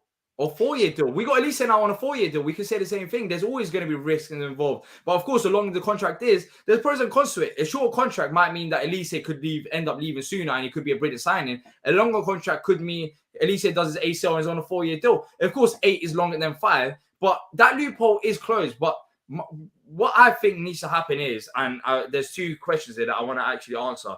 Elige says, the answer your own question, why would a billionaire want to do that for us? I think a lot of people sleep on Palace as well. I don't think Palace is a big club, but Palace has a tremendous potential. As someone who's from South London, as someone who knows the area of it, we have, great set of fans. We have, still room for improvement in terms of the facility. We improved the academy facility. There's room for improvement in terms of the stadium. An owner that's willing to come to Palace, spend his money, can create a big name for himself. You can say, why would, a billionaire want to do that for us? For example, why did Man City owners go to City when there was Man United there? Why? You could say that's a risky involvement. Man United, back then, even now, they are big brand more than anything. Absolutely. And they decided to take on Manchester United. Why would you do that? Because they have created a name for themselves. And they have took on the challenge. They said that we can run the club better. Now Man City are much better and they're catching up to Man United by the season. Palace, a London club, not as significant as the likes of Arsenal, Chelsea, or all them other clubs, or Spurs. But if you're a billionaire, and someone who's billionaires, they have tons of money, they don't know what to do with it, and you want to make a name for yourself, and you're interested in football, Palace would be a great story, because I think the fundamentals are there. There's room for improvement. And there's so much, the catchment area in South London, massive as well. You can grow this club as much as you want, as long as you invest it and try to win, trophies here and there. The Palace is like owning a new club in terms of like a fresh club from the bottom. We don't have that much history in terms of trophies. So you can be the owner that created Palace into a club that's won trophies or that's growing with the, more. I know we're going to improve the stadium, but that's growing the club with, academy players coming through, and you was involved with that as well as the previous owners, or you spent this much money transfer window, you signed these players and then players led to success. You can write a name for yourself. A billionaire in more time doesn't really worry about his money, well, unless you're going to think about investment wise. That's why I think we need a billionaire. That's why I think we need a billionaire. And it brings me to my next point, which is from Quinton. D, owners who want success but not interested in return on their investment, i.e. Newcastle, Chelsea, Man City. And that's why I keep saying billionaire, because more than likely a billionaire will have this mentality rather than a millionaire. And Todd Bowley doesn't. Todd Bowley doesn't. Todd Bowley does not. That is wrong. That is wrong. So how much? Look how much he spent. Todd Bowley wants a return on it. Quentin, I get it. But Todd Bowley, you should study who this guy is. He is an investor. He wants a return on his investment. Listen to Chelsea fans about how he is right now nickel and diming them out of things that were critical. Ask the Chelsea Supporters Club about them getting taken away their subsidy on the away coaches. I'm not joking. Well. Okay, what about Newcastle, Man City, for example, then? Well, those two are nation states. Those are the rare instances where that investment is intangible and they're getting a return on burnishing their reputations. And it's totally different. But an American investor like Todd Bowley is going to come in and say, I want a return. And there's 2 ways to get a return. The 2 ways to get a return in this, you can do the Glazer route. Right? You can do the Glazer route. You can lever the hell out of the club and you can take a bunch of dividends. That's what the Glazers are doing. They've got their money. They have ruined Man United by virtue of doing that. I mean, they drilled us today, and they are a massive club, but they are nowhere where they want to be. Ask the Man United. They're nowhere near where they want to be. And the Glazers are a huge part of that. And in Bowley's case, there are two things he can do. He can start taking dividends at some point. He probably won't. What he wants to do is raise prices and make this a premium experience everywhere. Own everything he possibly can, improve the product enough that he can sell it on for a higher fee. And it's already happening, by the way. He's already done the work of getting other bidders into Man United, and Man United has not, they haven't accepted a bid, but the bid was originally like 6 billion. And then the Glazers said, you know what? We actually need like 10 billion. So his strategy's already working. So now he's got a valuation on Chelsea that's a little bit higher because the market rates are stupid. Do not give people who don't deserve it credit that they shouldn't get. Like, I know I'm being really passionate about this, D, but like the things that we are doing, the things that we're doing right now in order to be a sustainable club, we're cash flow positive. It's shit. It is shit when we have these kinds of results. And I don't think it is, I don't think it's acceptable, and I don't like it. But the things that we're doing in order to build properly, I think are right. They are right. Like, this is what Ipswich is doing. This is what, you know. Why? We've been in the Premier League for 10 years. And you know what? The longer you are in the Premier League, this is important, D. Let me just say this one thing. The longer you are in the Premier League, I cannot say this enough, because this is the thing that drives me absolutely fucking up the wall. I'm sorry, but like, we've been in the Premier League for going on 11 years now. Why can't we just progress? The longer you are in the Premier League, the more money you lose. It is a money-losing proposition being in the Premier League. Every single club, including Brighton, when they don't sell players, is losing money. So, and that's why you need owners that, and maybe that you need are a billionaire. willing to lose money. And maybe And I don't think we are. That's why I think we're tighter than, I know we talk about FFP, but I think we're tighter than maybe some of the other clubs. I just don't, with the FFP thing, I just don't know how it's only, there's clubs with smaller stadiums than Palace, and they still somehow find a way through. And there's clubs that don't have a few more capacity than Palace. But I just don't know why always with Palace we talk about, oh, this is the case of FFP and all. I don't know why it's just us. I don't know how other clubs do it and Palace don't do it. That's a fair point. That is a fair point. What's the end game with the owners? Because right now, I'll be honest. Okay, I understand what you're saying, self-sustainable. But if Tex is not happy with Parish and he's saying, "Oh, I regret it," and they're not on the same page, then that's not healthy. I think we can both agree on that. That structure right now is not healthy, and that's why we need a change. If it's not healthy, if everyone's not on the same page, that's why we need. If the three owners, one owner wants another thing, another wants, I think that's a very fair point. Different to what Parish wants. So what that can't run like that, because one, you need to make sure from the top you know what you're doing or you know what you want, because otherwise it will spread to the bottom. You need to have a plan going forward. And now you can argue that we have a plan in terms of increasing the stadium capacity, and we've improved the academy facility with the money from John Textor as well. So let's not forget that. So what happens now? Because for me, this can't continue with the owners. Something needs to change. If that means you're happy with Parish staying on, then is it a case of John Textor going or Harrison Blitzer going? Like, what is it? Because this ain't healthy. It doesn't look healthy. It doesn't look healthy. I would like to see Parish come out and talk about it. And I think the point that you make, I'm not having that our business model as a club is bad. I don't think that's true. I just don't think that's right. But I do think the point that you make, D, about the owners being sort of they're like this. And the structure seems strange. And I would like to see Parish, maybe talking about it, maybe a simplification of the structure. But I personally, I know I'm in the minority here. And part of this is influence. Like, one of the reasons I love the club and this is totally an American perspective, so don't take this for anything more than it really is. One of the things that's so special about Palace for me as an American is it's nothing like what I can get here. It's absolutely nothing like it. There's nothing like it here. There is no comparison. It's a local community club with brilliant support around the world, with amazing fans.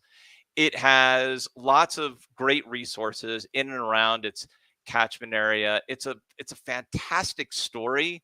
It's run by a fan at the top. I mean, we just don't have that in the US. You are so, I don't know how, you don't know how great it is what you have there in the UK. You have clubs that very rarely or almost never move from their community, and like Palace is rooted in its community. It's amazing. What an amazing thing Crystal Palace Football Club is, and it's like nothing I've ever seen in the US. And I agree with people who are saying that I don't see why somebody wouldn't want to come in and buy Palace. I agree. I think we have a ton to offer as an organization. What you want from a football club in terms of the fans, as you said. I agree, man. So I just don't understand this narrative that no other person would want to buy a Palace. No, I think that's wrong. Not up for sale right now, so it's harder to say. But I think if the club was up for sale, then it'll be interesting to at least hear who would be interested, like of Palace. And I think like that, it'll be a bit more clear to see, would we want person A rather than person B? But the fact that we're just stuck in this middle road of Texter, Parish.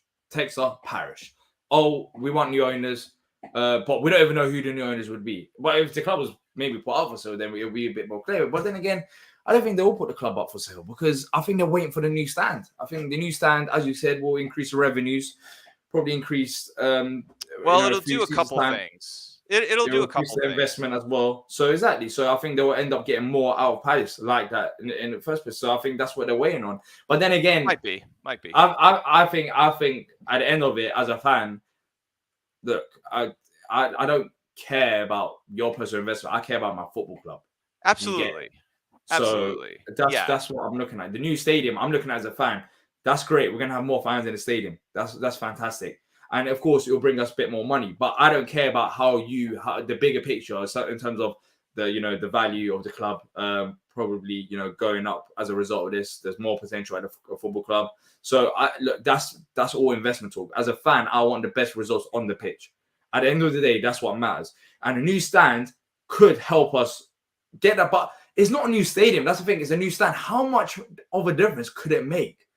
It'll make a little, like in terms of, I did the math on this and I made an overestimation the first time I did it. I think it's closer to like on an annualized basis, just the ticket revenue, assuming you don't raise There's going to be other corporate much stuff as well. So yeah, it'll probably so I think independent, like just match day revenue, just like the main, like the stands itself, is probably no more than like £9 million.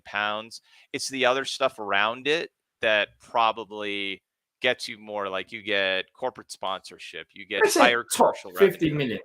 Tops 50 million. Tops. I think that's being ambitious, right? You reckon 50 million, like if we move the ticket 15, you mean? Yeah, 15, yeah. So I mean, I think once you add in all the commercial revenue, 15 million is maybe right. But okay, so how much of a difference does that make to Palace? Maybe I don't think we're gonna. This is my whole point about it. This new stand that's being sold, I think it needs to be done because I just want it to get over and done with. Yeah. But because it's been dragging on for ages. But we acting like we're building a whole new stadium and we're gonna have like 30,000 more fans and everything's gonna be fantastic. It's gonna be. We're talking about roughly 90 to 50 million. That's great, but I don't think much is going to change in terms of transfer business. I don't see the revenue that's coming in is going to be like all of a sudden we're gonna be spending much more. We're not gonna act like how we're acting right now. I think there will be a change, but I don't think it'll be that deep. I don't think it'll be that serious, Tim. No, but the thing that it would do, by itself, it definitely wouldn't. It definitely wouldn't be. Like it's good, but it's not going to be like club changing. It's not going to be like all of a sudden. Hang on. It doesn't. that is part of a larger strategy to grow the club. That is part of a larger strategy to grow the club. You do want it to become an attractive venue for international football, like the hosted the Women's World Cup final, not World Cup final, FA Cup final last season. You want to be able to host more things. You want to have more televised you want to have more televised match days at Selhurst. But you know how you have them, Tim? Sorry, I have to stop you there. You have them by having by cup. I know performance on the pitch, players on Yes. the pitch, and that's what it goes down to. fully I don't fully think new agree. stand will change that. Fully agree. But you also have these other things that would help with it, and you grow the performances on the pitch, and you need to be able to sell on players for ridiculous profits and be able to reinvest that. You need to grow throughout the. I mean, all of these things fit together. All of these things get fit together. But I think the strategy is right. I think the structure is problematic, and it does need. I mean, I agree with you there, D. I don't think there is any disagreeing that the structure we see with the ownership has led to some conflicts that we don't really understand because we haven't heard it all, and maybe we're going to hear it from Matt Woosnam in The Athletic. I mean, maybe that'll happen. I don't know, but at some point, I would like to. That's the only change I would really like to see is let's change the structure such that we are able to do more with what we've got. I know I'm in the minority. I still believe in Steve Parrish. I still believe in the structure. It's the only structure I've ever seen that really does work. The big difference between us and say like a Brighton is you do have the benevolent dictator and Tony Bloom. If we could replicate a Palace version of Tony Bloom, if Steve Parrish was that rich, that would be ideal. But that's not the reality at the moment.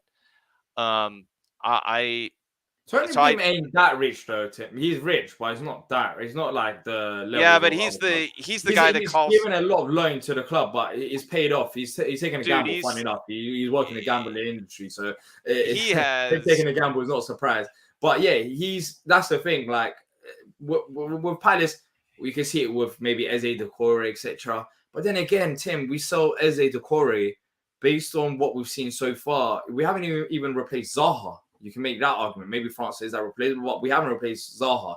We haven't replaced Wan-Bissaka. And we're facing still Man United when we find a client at right back. Yep. So there are even questions even if we did sell these players that Brighton have, can we replace them to the level that they have done? Or would we even get even worse? Because we haven't seen that yet. And from what I've seen in the short span of time, as much as I've rated Dougie, replacements haven't been that great. It hasn't. We haven't really succeeded in that area yet. And that's the worrying thing about, losing Eze or Gay or some of these other players. I pray to God Rob Holding is not Gay or Anderson's replacement. Right. Because that's a bit scary.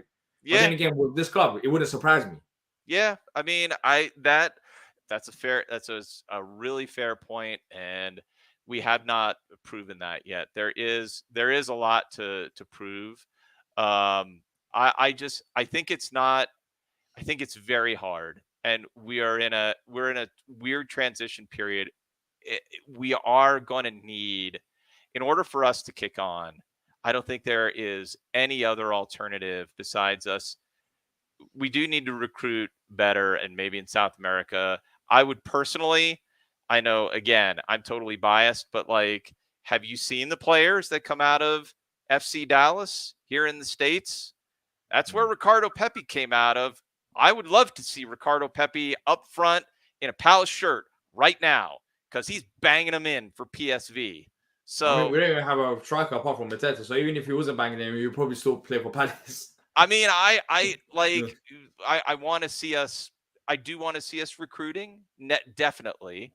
And Dan was asking, does the math work if we're in the championship? No. I mean, like it's different.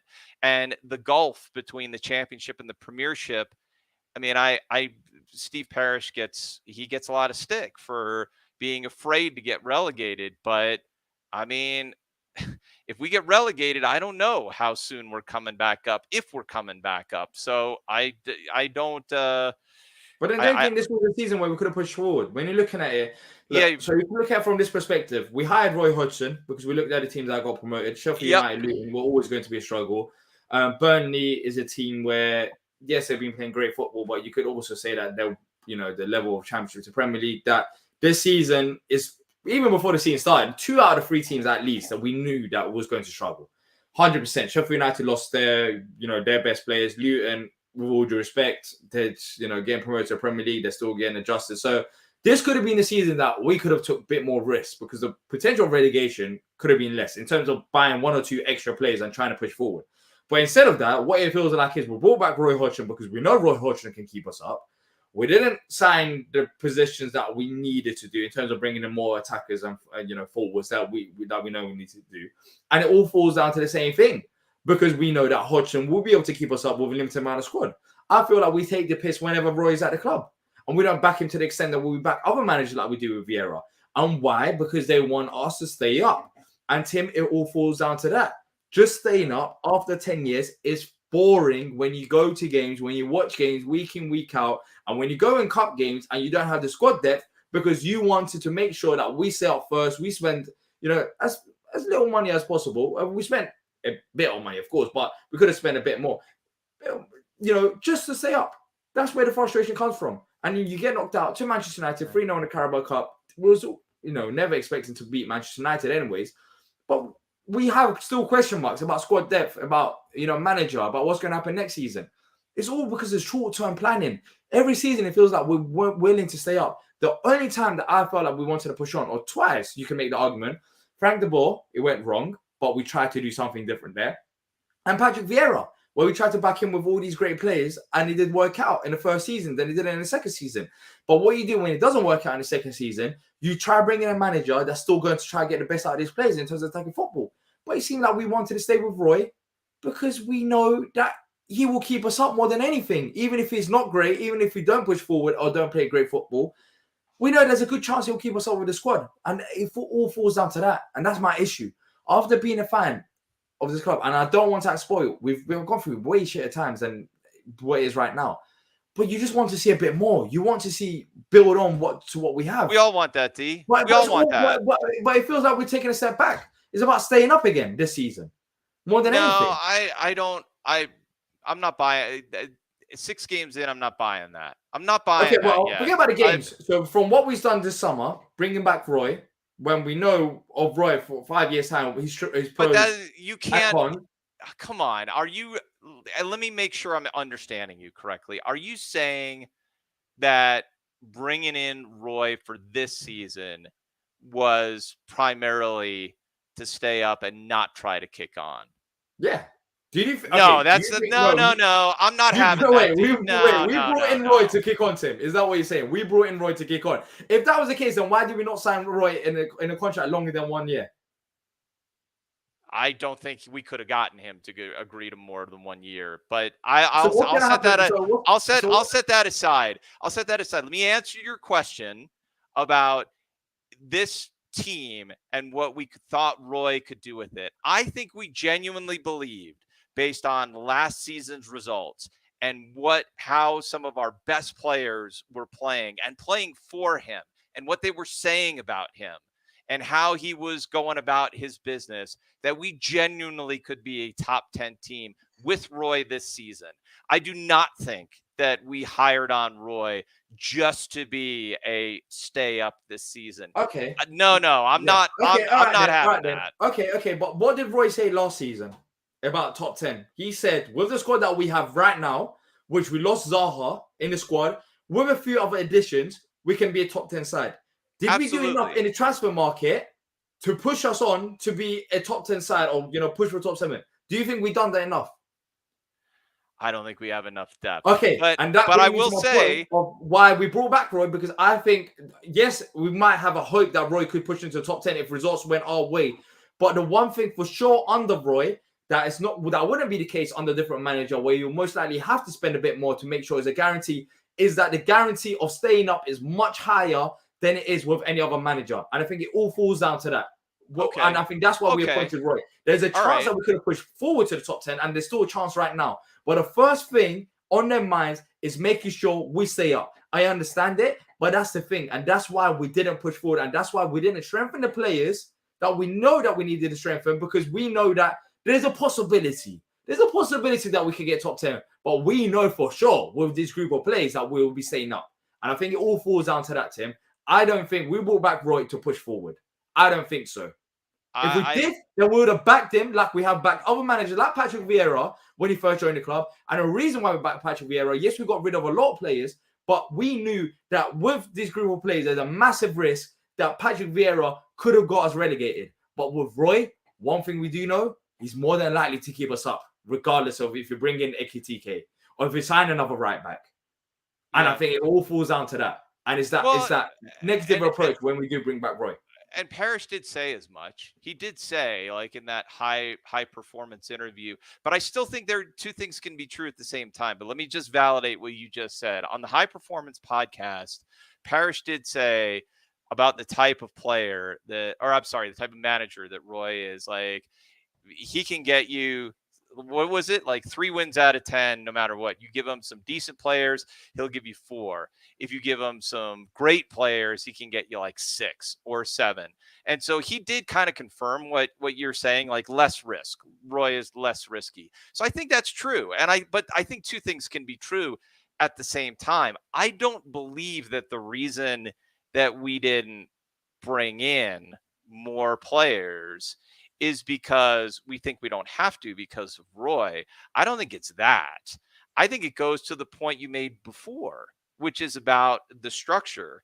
If you have Textor wants a certain type of player and he gets a fourth of the vote, right? And Harris and Blitzer get a fourth of the vote. Well, Dougie's running the show, and Textor has said that Dougie, he respects Dougie a lot and the jobs that he's been doing. Yeah, but let's be clear here. Like, when it came to like the big decisions, it's 4 votes.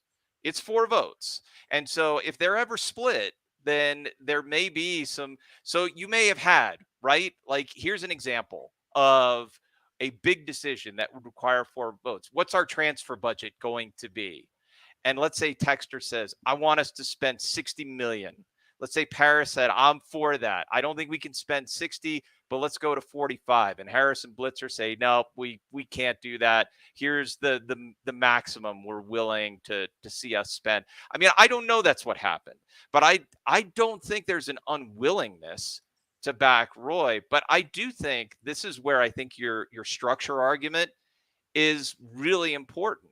Where anytime there's a big decision, if there isn't general agreement, we go to the lowest common denominator and then our budget is whatever it is. I wouldn't be surprised if that's what it is, but I don't think there's an unwillingness to back to back the manager. But I do think that there is, but because Roy wanted the players, though, Tim. Roy wanted players, and he said it as well, and he changed his tone. Absolutely. And this is the thing. Roy shoots them at all types of levels because they know that Roy is not going to come out and literally call out Steve Parish and Doug Friedman. He has hinted it, and he has said it a few times. Well, he has hinted it, saying, we need a few more players. The squad depth ain't enough. It's frustrating. But they know what's going to happen. Roy's going to still do his job. He's not going to cause a fight. He's still going to do his job. And that's the thing. They use Roy to his advantage. They know they could try with Ekitike or they could try with these few other players, Somerville or all of them players. But they know at the end of the day, if it doesn't work out, it's fine. We've got Roy. But if it was another manager, I think majority of them would agree. The risk of us potentially going down if we don't sign another replacement, another forward, it's higher. It could be much higher. So Roy gives them that comfort zone. And the question is, Roy, I think after this season, it's over. I think so too. Sam Allardyce, done. All them other managers in the past that's kept us in the Premier League, done. At what point are you going to look at yourselves and think, can we or do we have enough money that we want to spend in our own pockets or the club's pockets to push this club forward? And if you don't, then maybe it's time for a change. Maybe this is a level. Bournemouth have done it. For example, Bournemouth, they sold their owners because the owner realized this is my limit. That's fine. Everyone has their limit. This is my limit. I can't that dude wanted to don't give him credit for that. He wanted to cash out, and he got big money from a Las Vegas. Well, he got big money, but he could have potentially stayed that for longer, and he could have had a bit more, Premier League money. The revenue, TV revenue could have increased over the next few years, which is more than likely. So he could have stayed on. But I think he realized his limit. He sold the club. He's a happy man. He cashed out, just like all these owners could do. They could get a return on investment and you push forward. But with our owners, we're just stuck in the middle road. What do we want? We're talking about ifs and buts. 4 owners, they don't agree on transfers. What is this? Not everyone needs. You can have disagreements in business. That's normal if you have partners. Not everyone's meant to agree. But then again, you don't have disagreements in business, and your partner comes out publicly and says, "I regret giving him the power." That's worrying. And the thing is, Texas could say that. Parrish can be upset all he wants, or Harrison Blitzer, but they're all happy that Roy is probably at the football club because one thing for sure is that Roy is going to keep them up. That's the bare minimum. Maybe Texas has a bit more ambition than Steve Parrish. I don't know. We don't know the specifics. Maybe he does. Maybe he wanted a different manager than Roy. But I don't think Texas is very upset over Roy coming back to the football club because he knows that Roy will keep us up. That's the utmost, most important thing. But I think that's where I feel like it stops. We don't go beyond that. It's always, he'll keep us up. Yeah, that's fine. We can try, but it's never real. I don't really see this intent from the football club to decide that we're going to push forward after 10 years. I keep seeing the same trends over and over again. And next summer, we're going to be back to square one. It's going to be great because we'll be here pretty much every other day talking about manager and transfers. But it's going to be another manager. And we're going to start again. What is the plan? It's like it feels like we're freestyling it. I get what you're saying about that. I mean, the point that you made about Roy is he is a safe choice, and we don't. That's fair. I do think that's fair, but I don't. I mean, the first I would say I may be naive. I'm just going to admit right now I may be naive about this, but I like what I see in how we are trying to build. And when we do sell, I'm hopeful that Dougie is going to find more players. I mean, I guess I have to see what Franza can do. But when we get more dollars in, what can we do and how can we buy? Because we've never quite seen that. Not really, not since Juan Bissaka and that 50 million, but that we haven't really seen it. So I think that's fair. But I'm genuinely hopeful. Right, sorry to stop you there. Wan-Bissaka, so I think I got it wrong. What I said earlier, Wan-Bissaka, I think, was the academy. So Yes, I think he was. I think that's what Steve Parrish said. And Texas was the summer window of Vieira. But that's the thing. If Texas ain't feeding us, then we're done. We're dusted like we are right now. Where we don't get so we don't get Gay, we don't get Anderson, we don't get Elise. Right? But then afterwards it stops at him, and Texas doesn't want to spend more of his money because he wants more of a say at the football club, and it goes back to the top.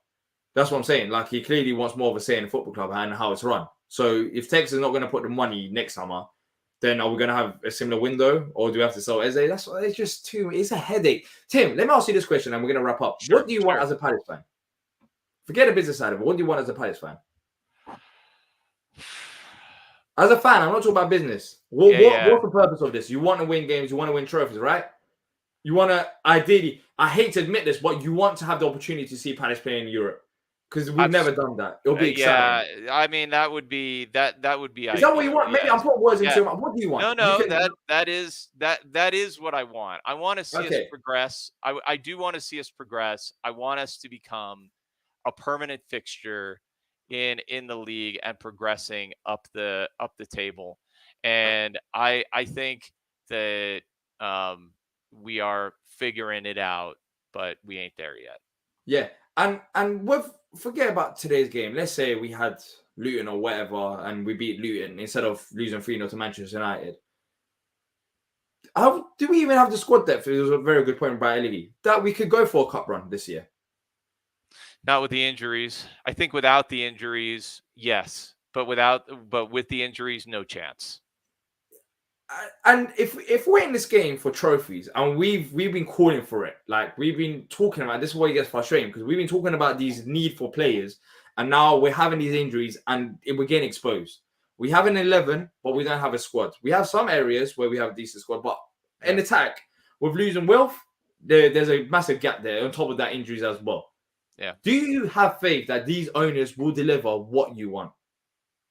I have faith that the strategy that we're pursuing, that growing the club through the academy and through reinvestment is the right approach and can push us forward. I believe that. I believe that because it goes back to what you said, D. Like, I think that the level of talent that comes through and exists at Palace is so brilliant that is going to come. I don't know when it's going to come, But but the I other think clubs are doing the same thing, though, Tim. The academy, like, it's not only Crystal Palace focus on academy. There are other clubs that focus on academy as well. no, Man I City mean, do it, and other yeah, top clubs do yeah. it as well. And that's what I'm saying. Academy is going to be a new territory for us. It's going to be an improvement, but I just don't know unless we get, elite players Well, from the look, academy. I guess time we've will tell. gotten But great, we're asking an awful lot from the academy as well. we've Like the gotten fact that we're great putting our eggs in a basket players. for the academy. I think the academy should be a massive plus. But on top of that, I think we should be doing our own business and not relying just on the academy. That's a lot Oh of pressure. no. I'm not saying that. You still have to recruit, obviously. Like, you can't just rely on the academy. But I think, look, the what we're going after, buying at the right price, not irrationally, being the sober player when everybody else is drunk, like Chelsea, is right. And it is painful right now, but it is right. It is the right way to go. And we have had really good players come out of the academy or through, just good recruiting in the past. I still believe in us, and I believe in Dougie, and I think that, Steve Parrish wants to make that move forward. I think we can get there, but I mean, it's too slow for me too, D. I'm not gonna say that I think this is good enough right now. I don't want anybody to think that I think it's good enough. I don't think that it is. It's not. I mean, I'm really depressed, seeing, Josh Harris spent $6 billion on the commander. Well, you probably know better than me, but I don't know if he was with others. Did he spend $6 billion direct or? No, that's a consortium that Yeah, includes, I because I think, thought so. I think like Magic Johnson was in there too. Yeah. I mean, he might be the lead owner, but he's just trying to get a whole group of people together. He just wants to own as many sports assets. And I would agree with Dan on this. I hate the we don't have money argument. We do have money, Dan, and I think Dan he's made a lot of really good points here. And Dan is right that there is money to spend, but this goes back to what you said, D. Like, I think where we're agreeing is that I don't know how this ownership structure serves us as well as it should. It doesn't seem like it does. But I think the strategy I think those two things are different. Like, let's take those two things differently.